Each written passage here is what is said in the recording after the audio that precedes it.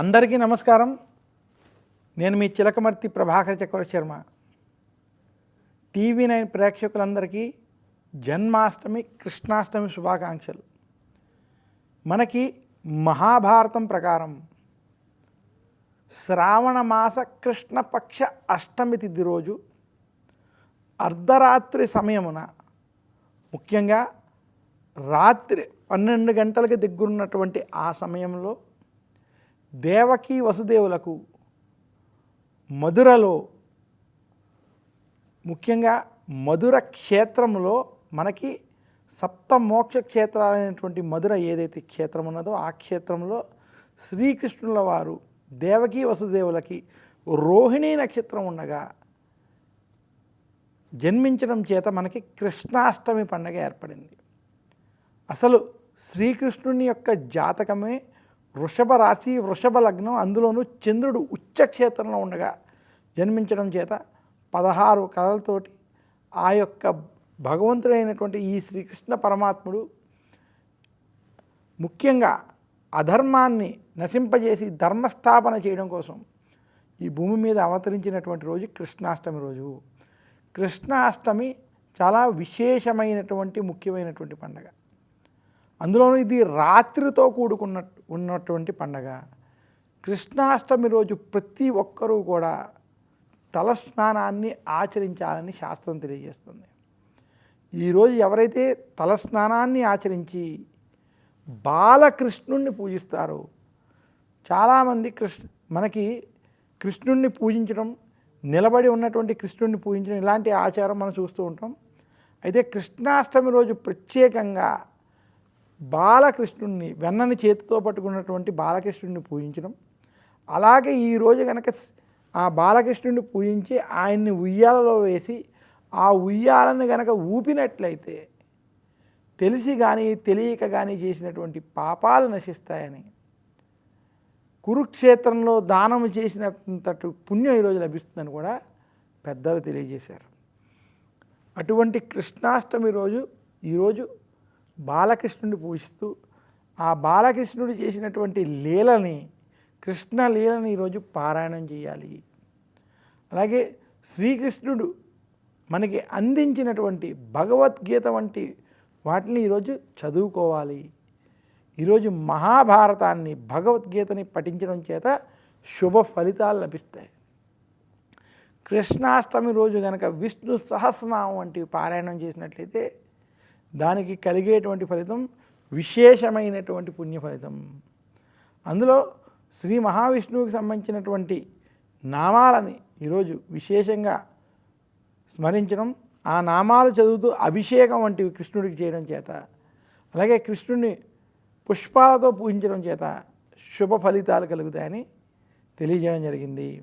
అలాగే ఈరోజు విశేషించి శ్రీకృష్ణుడికి వెన్నతో చేసినటువంటి ప్రసాదాలని, ఆవు పాలతో చేసినటువంటి ప్రసాదాలని, క్షీరాన్నం వంటివి ఈరోజు నివేదన చేసి అందరికీ పంచిపెట్టాలి.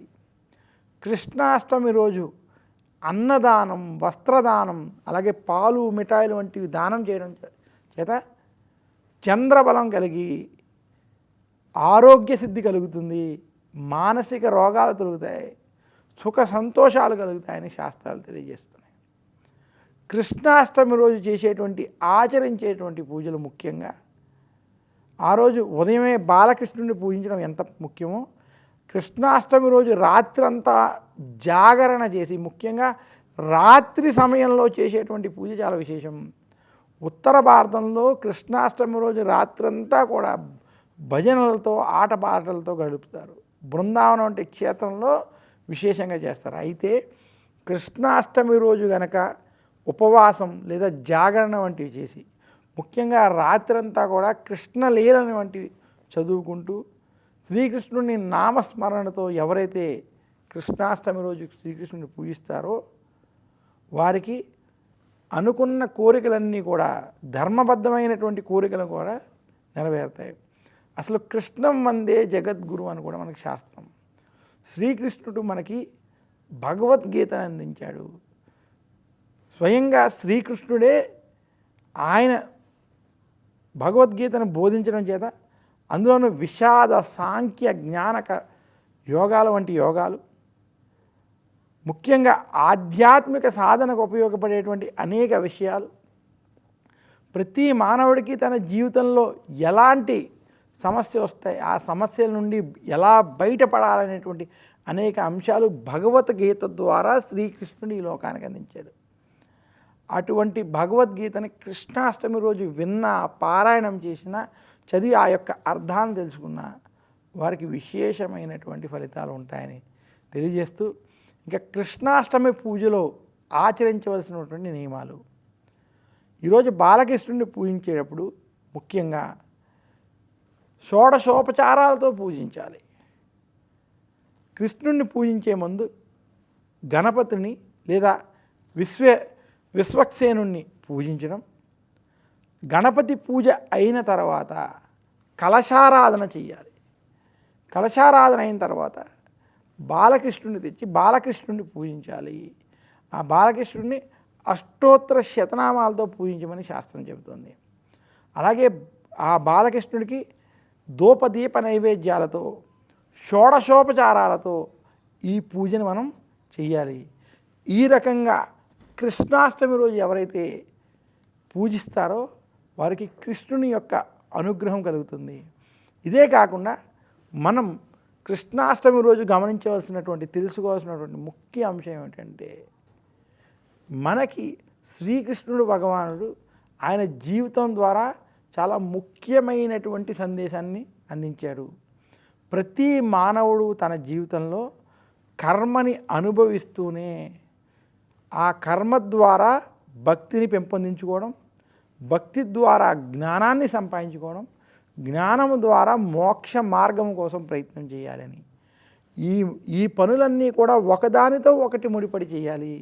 అందుకనే శ్రీకృష్ణుల వారు ఏది కూడా ఆయనకి హృదయానికి తీసుకోకుండా, ఏది తనకి అంటనట్టుగా ఉంటూ తన భక్తిని, జ్ఞానాన్ని, జ్ఞానం ద్వారా సాధనని, సాధన ద్వారా మోక్షాన్ని ఎలా పొందాలో ఆయన యొక్క జీవితంలో చెప్పడం జరిగింది. శ్రీకృష్ణుడు పడినటువంటి కష్టాలు ఏ అవతారంలో జరగలేదు. ముఖ్యంగా శ్రీకృష్ణుడు పుట్టినటువంటి మధురలో ఆయన జైలులో పుట్టడం, ఏ తల్లిదండ్రుల దగ్గర అయితే పుట్టాడో వారికి దూరమై ఉండడం, తర్వాత ఎక్కడో తెలియని చోట పెరగడం, మళ్ళీ మధుర నుంచి ద్వారకకి మార్చుకోవడం, అలాగే పుట్టినప్పటి నుంచి అనేక రాక్షసులతో యుద్ధాలు చేయడం, మహాభారతం వంటి యుద్ధం వంటిది కూడా చేయాల్సి రావడం, శ్రీకృష్ణుని యొక్క జీవితంలో అనేక ఇబ్బందులతో కూడుకున్నటువంటి జీవన శైలి ఉన్నప్పటికీ కూడా ఆయన ఏ రోజు కూడా అసహనానికి లోనవ్వకుండా కర్మని కర్మబద్ధంగా ఆచరిస్తూ జ్ఞానాన్ని విడిచిపెట్టకుండా, అదే సమయంలో సాధనను కూడా వదలకుండా ఆయన చూపించినటువంటి మోక్ష మార్గానికి ఏదైతే దారినిచ్చాడో ఈ యొక్క మార్గాన్ని శ్రీకృష్ణుని యొక్క లీలల ద్వారా, భగవద్గీత వంటి వాటి ద్వారా మనం తెలుసుకుని, అందుకనే శ్రీకృష్ణుడు మనకి ఇన్ని విషయాలు బోధించాడు కాబట్టి కృష్ణ వందే జగద్గురు అని మనం ఆయన స్మరించుకుంటూ, కృష్ణాష్టమి పండగని ఎవరైతే ఈ రకంగా ఆచరిస్తారో ఈరోజు సాధన వంటివి చేసుకున్నటువంటి వారికి విశేషమైనటువంటి ఫలితాలు ఉంటాయని కూడా సూచిస్తూ మరొక్కసారి అందరికీ జన్మాష్టమి, కృష్ణాష్టమి శుభాకాంక్షలు. నమస్కారం. మీ చిలకమర్తి ప్రభాకర్ చక్రవర్తి శర్మ.